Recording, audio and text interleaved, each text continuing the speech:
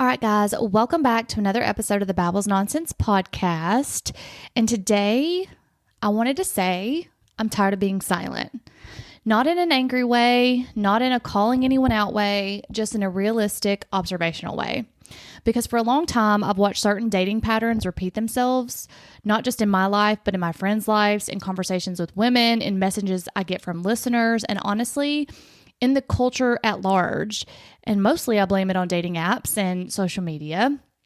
But at some point, I do feel like that silence stops being protection and starts being participation. So today, I wanted to talk about something I think a lot of women experience but rarely speak about clearly, and that's a certain pattern of behavior that shows up in modern dating, especially with emotionally avoidant people. This isn't about blame or bitterness. It's about clarity. It's about understanding what's actually happening underneath the surface of these interactions, because the more we understand it, the less we personalize it. So let's get into it.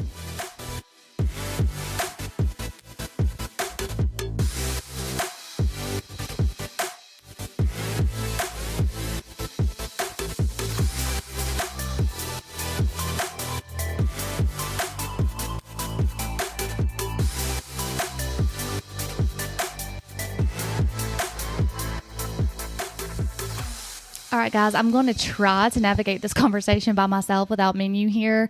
She normally is the one giving advice because clearly I'm not a therapist or a life coach or anything of the sort. And I mean, honestly, I just am not the best dater. I clearly don't have the best track record for a relationship, but I'm very intrigued by them. I think I'm just very observant when it comes to relationships, watching, TikTok advice or Instagram advice, talking to your friends, talking to a therapist, reading a bunch of books. And I think it's just because it's a human dynamic and I'm just very interested in how humans interact with each other, especially as I used to be, guys, I used to be so set in my ways, which most maybe would say that I still am, but I feel like I've grown a lot. And I think that there are certain things in human nature that we're just drawn to as humans, obviously. But anyways, what catches my attention the most is how many romantic situations start strong. Like someone arrives with genuine interest, they pursue communication, they initiate connection, they mirror your energy, they are consistent, involved, and present. And none of this is imagined. It's not overthinking and it's not wishful thinking. It's truly behavior. It's observable, measurable behavior. Someone texts you good morning and good night. They ask about your day. They ask follow-up questions. They remember details you share casually. They make plans in advance. They express interest in your love life and your routines. They talk about things you could do together in the future. And these are not random acts. They are indicators of direction, or at least, in my opinion, they appear to be. Maybe from the other perspective, it's not. But again, remember, we're coming from a woman's perspective in all of this. And of course, our perception is all jaded by past experiences, childhood trauma. We've talked about that multiple times on this, podcast. So every interaction is going to have something to do with your past, So it's understandable, even logical, for a woman to interpret this as momentum, like all these things, because in other contexts of life, consistent investment from someone signals intention. If someone shows up for work every day, we would assume they want their job. If someone studies a language daily, we also assume that they're wanting to learn it, they want to speak it. And then if someone also wants to invest money, time, or energy into anything on a consistent basis, like going to the gym, starting a business, becoming an entrepreneur, we assume that they wanted that outcome because they were genuinely interested in it. Dating is the only arena where people will behave with intention, but claim to have had none. It's like, did I see this correctly? Was I just wanting to read into it? Was I missing the signals? Or was I only seeing what I wanted to see? But then, women know this timeline well. Something changes, something shifts. And it's often around month 2 to 4, in my opinion, sometimes earlier, sometimes later. The same person who was initiating suddenly becomes very cautious. Their tone shifts. The enthusiasm dips. Communication becomes irregular. The conversations get shorter. The emotional openness starts to evaporate. And when the women ask for clarity in this situation, not commitment, just clarity, the response is often very confusing. it's like we get a response of, whoa, wait, what gave you the idea this was going somewhere? Or another response might be, I didn't think we were moving in that direction. I'm not ready for anything serious. I didn't want to lead you on. Can't we just go with the flow? Like, I'm sure at some point we have all heard that. But here's the observational detail that stands out to me in all of this. The confusion that they claim to have is often in direct conflict with the behavior that is displayed. Let me say that again. The confusion they claim to have is often in direct conflict with the behavior that is displayed. It's not that they didn't communicate interest, it's that they didn't anticipate the emotional impact of their actions. I truly think that people underestimate how much weight consistency carries in someone's life. Because if you're just dating and you're starting out and you don't know another person very well, and maybe you haven't discussed dating past experiences, childhood trauma, whatever it may be that you haven't discussed yet because it's early dating time, you don't know if they had someone consistent in their life or not. So I'm going to give you two different scenarios. I've talked about my childhood trauma on this podcast a lot, so I'll just use me for an example. I had parents that were very inconsistent when I was younger. I had a dad that showed up if he wanted to. You know, I could probably count on two hands how many times I actually saw my dad prior to his passing when I was 10. And then, of course, me and my mom were thick as thieves. We were besties up until I went to college. No, probably not then. Probably high school when my sister was getting in a lot of trouble. So like looking back as an adult, I can understand when my mom would say, you know, your sister just needs me more at this moment. Like I can understand that from an adult perspective. And obviously I'm not a parent, but I can't understand it from a parental perspective because I have friends, parents that I see talk to them every day or, you know, would just not do well, not knowing where their child was and stuff like that. So with me having very inconsistent parents as a child, I unknowingly and, you know, unconsciously seek out inconsistent behaviors as an adult, which is something that I'm really trying to work on because to me, inconsistency feels normal. It is quote unquote safe, even though it doesn't make me feel good, but my subconscious level, that's just normalcy.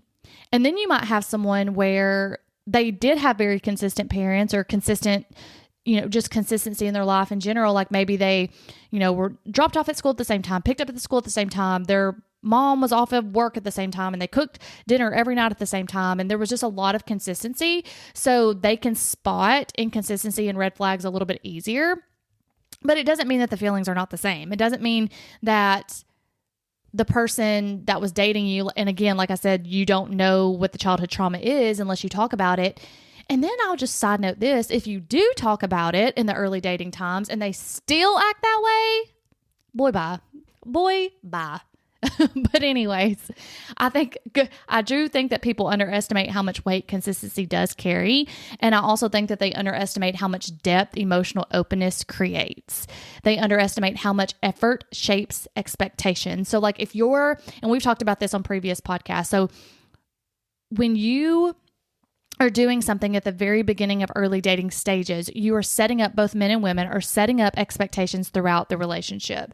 And so for women, that might look like women, if you're going in and acting like wifey, you're cleaning the house, you're cooking, you're cleaning, you're doing the dishes, you're happy to do it because you're in that honeymoon phase, you're setting up an expectation that is what you're going to do throughout the relationship. So you can't be mad at someone when like maybe 2 years in, you're like, why aren't you helping me do that? Well, you were so happy to do it in the beginning, it set up this expectation. And then vice versa for men, if you're creating these habits of going on dates and wine and dining and, you know, so excited to see someone and texting all day, every day, good night, good morning. What else are some things? I'm trying to think. I don't have much dating experience, so I'm just trying to think. Then those things are expected. And once they stop or cease or slow down, that triggers someone to go, is something wrong? Like, do we need to have a talk? Are you backing away? And again, all goes back to childhood trauma. I mean, I'm not sitting here trying to blame childhood trauma. I'm just trying to say our nervous system is already set up a certain way through our childhood trauma that we all have to be aware of and work on because it's our responsibility to do that. It's not the other person's responsibility. but I'm just trying to use it as an example of like why it may trigger someone and why it may not. In my opinion, I feel like most women do get mystified by men. They're responding accurately to what's happening in that moment. Just like I said, if there's these expectations, like you're texting me all day, every day for 6 months, and then all of a sudden you're texting me 3 times a week, and then twice a week, and then maybe once a week, and then just on weekends. It's like our nervous systems are wired to go, okay, is this the slow ghosting? Am I about to get a no show, no call right here? But then on the flip side of that, there's another pattern I've noticed, which is something I feel is maybe a little bit more subtle, but could be very common. And certain men, again, not maliciously, just habitually, lead with emotional intimacy. Maybe they're asking about your past, your wounds, your dating patterns, your fears, your hopes. Like I know the first example I gave, like maybe they don't know that, but maybe you're an oversharer like me and you explain everything to everybody, and that's why I have this podcast, and maybe I should learn to quit doing that, but I still do it. And it seems, and it appears and it seems like they want to understand you, or maybe they want to know what you've been through. It feels like they ask all the right questions. They're thoughtful, they're intentional, they're caring. And in the beginning, this feels very emotionally safe. Like you're just like, wow, I can really open up to this person. It feels very comforting to know that someone is actually genuinely listening. And it feels like someone is learning how to show up for you. Like those expectations, you're like, wow, I've just never had someone have this great conversation before. But sometimes, and I'm not saying all the time, because, again, coming from my perspective, I can't speak for everyone and all men and all women.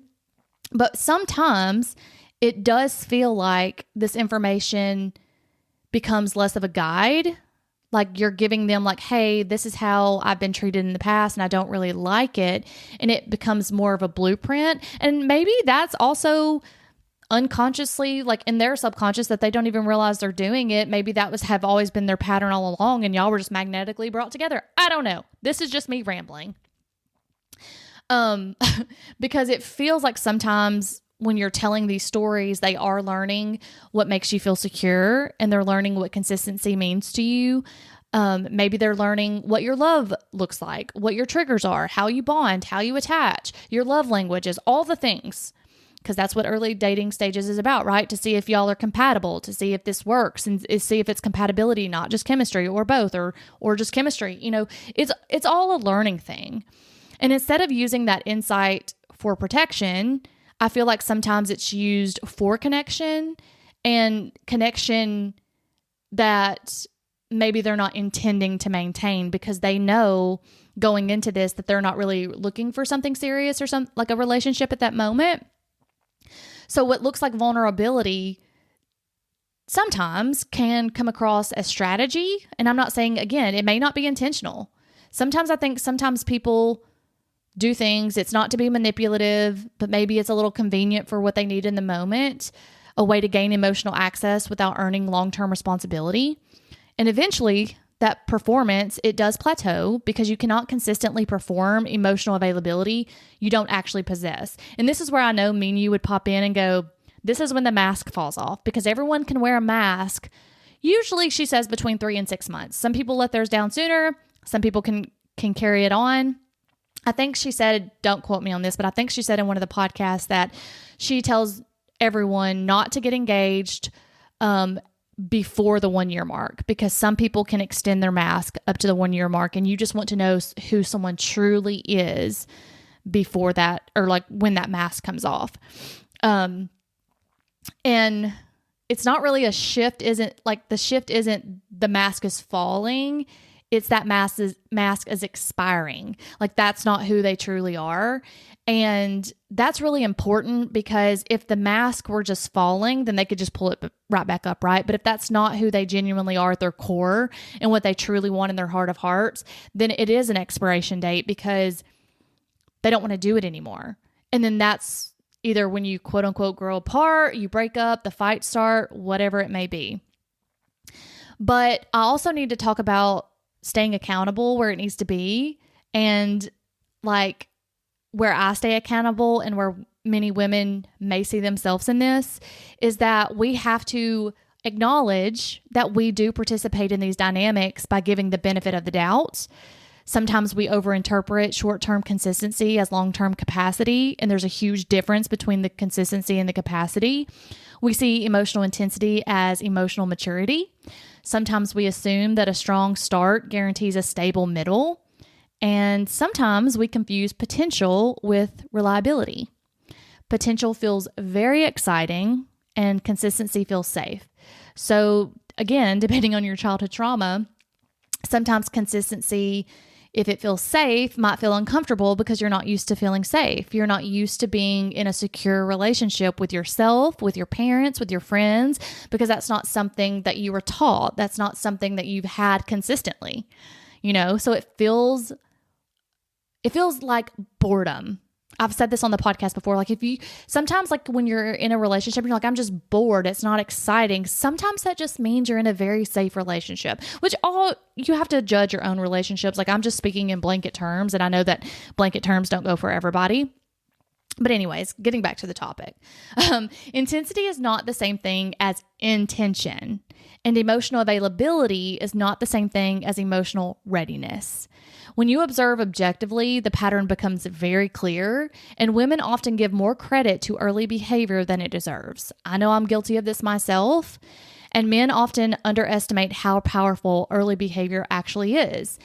And again, like I probably should have started this conversation with a preface saying like this isn't all men, and I understand that there are some women out there doing the exact same things I'm talking about. I'm just again talking about from my perception in dating life and what I've observed over the years with just talking to many women on this podcast and in the DMs and stuff like that. It's just interesting how dating, and I'm not saying it has changed. It seems that it has changed because I think there's just more access to know if it has. Who knows? This could have been going on for centuries and there just wasn't no social media or dating apps. You know what I'm saying?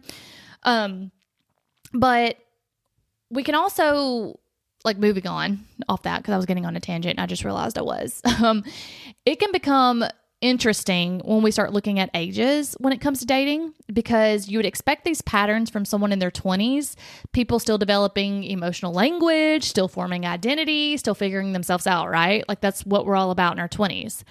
But when this behavior shows up in men in their late 30s, 40s, and beyond, 50s, 60s, hell, I've seen some men out here in these streets in their 60s, it signals something different in my brain.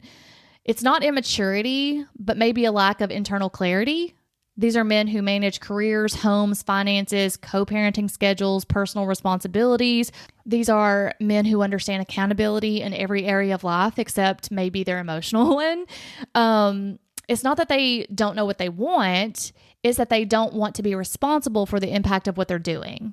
And again, I can't speak for all men. I'm just like, this is again coming from like what it feels like. It feels more like avoidance, like at that, especially at that stage of life. I don't feel like it's accidental, because especially if you've been in a long-term committed relationship before, whether that be a partnership, a marriage, then you kind of know the ebbs and flows of what a relationship looks like. But it's more of a way of maintaining access to connection without committing to a direction.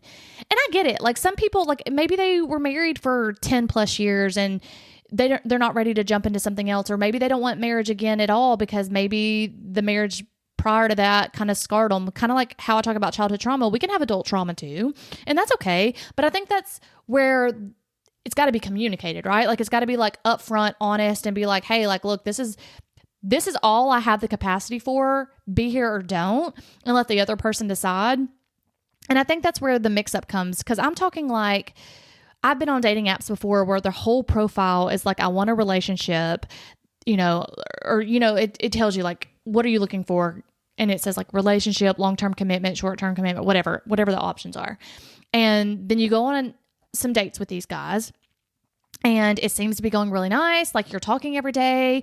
You're going on maybe 2 to 3 dates a week. It's like, okay, this seems, you're vibing, your conversation's great, you're laughing, everything's great, right? Like, and again, around 2.5 to 3 months, when you don't want to be, and coming from a girl, this is what's hard. You don't want to be like, what are we? Because that's a very scary term to men, I've learned. Maybe just the men I'm dating, I don't know.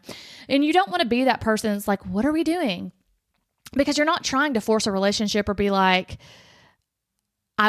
I want this commitment right now. I want marriage tomorrow. But I know that's sometimes maybe what men hears, but it's more of like hey, I need to know if like, I need to like be dating other people. I need to be knowing what you're looking for. And I think at that moment, if a woman asks, or maybe you should, if you see that y'all are hanging out more, maybe it's just a volunteer the information, but nonetheless, why, I get it. Why would you, if you're getting everything that you want, the perks that you want? But if someone asks, maybe just be very honest and be like, well, at this point in my life, I'm not really looking for a relationship. I'm not looking for a girlfriend. I am still seeing other people. I don't know when or if I will ever want a relationship, and let the other person dip out if that's not what they want.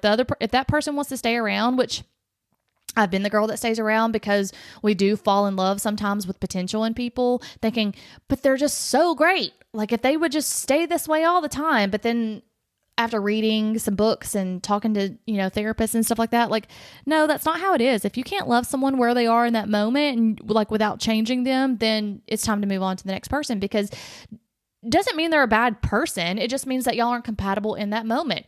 And you never know. I'm a very big believer in fate down the line. You never know when you may bump into someone that you had great chemistry with, great experience with, like a couple of years down the road, and then the timeline is just better. And I know there's people out there that say, no, absolutely not, but I believe in it. Maybe I watch too many romantic movies, but okay, going back to the topic, to me, what becomes very clear is when you remove emotion and just start observing these patterns. Like, and I've learned a lot just doing this podcast, talking to me and you, which leads me down TikTok, my algorithm, because my phone's listening to me as I record, and then it leads me down this advice. I'm like, interesting. Never would have thought about that.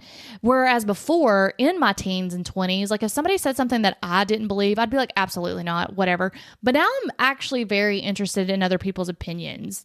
And I know sometimes it doesn't seem like that, because I'll just kind of spat back like, why is my brain stopping? I'll challenge that thought, but it really is out of genuine curiosity sometimes. Like, I know I ask a lot of questions and that can come across as being rude or like you don't believe someone, but sometimes it's truly just like I'm trying to understand and get the pieces to fit in my brain how someone else is thinking. So it's not meant to be rude or disrespectful. It's sometimes genuinely out of curiosity. But I feel that some men want the benefits of closeness without the structure of commitment. And that's not saying it's a bad thing. I'm just saying communicate that, because maybe you're with a girl that wants a relationship, but I know there's girls out there that also want closeness and they don't want commitment. So like, I'm kind of in between that, right? Like, I genuinely want closeness. I think that humans are meant to interact and be to get like in togetherness. But at the same time, I don't know where I stand with marriage yet. Like, I've said on this podcast many times, I've never been that girl that was like, oh my gosh, I can picture myself in this white dress doing that. No, like, I just don't know. I'm not opposed to it, but I'm not like, yes, I'm so ready to run down the aisle, which I guess works in my favor because, being in my late 30s, sometimes that can start messing with a girl's head. But like, fortunately, I've just never had that as a picturesque, romantic rom-com in my head. Now, sure, I want a genuine partnership. I want a best friend that I can talk to, laugh with, lean on, those type things. But jury's still out on marriage. I'm not going to say yes and I'm not going to say no at this point, because who knows what will happen. Going back to what I was saying I feel like men want the benefits of the closeness without the structure of commitment. It comes across like they want the warmth, the attention, the consistency, the presence, the emotional support, the physical intimacy, the reassurance, the stability. But a lot of times they don't want the responsibility that accompanies being someone's partner, because that is a lot of responsibility. It's a lot to carry someone's emotional weight on your shoulders. But I think if there's a genuine partnership where there's honest communication, where someone's not offended and you learn each other, I think there's ways to communicate that. And sometimes it can come across as wanting proximity without presence, access without accountability, affection without definition, connection without commitment, girlfriend energy without the girlfriend title.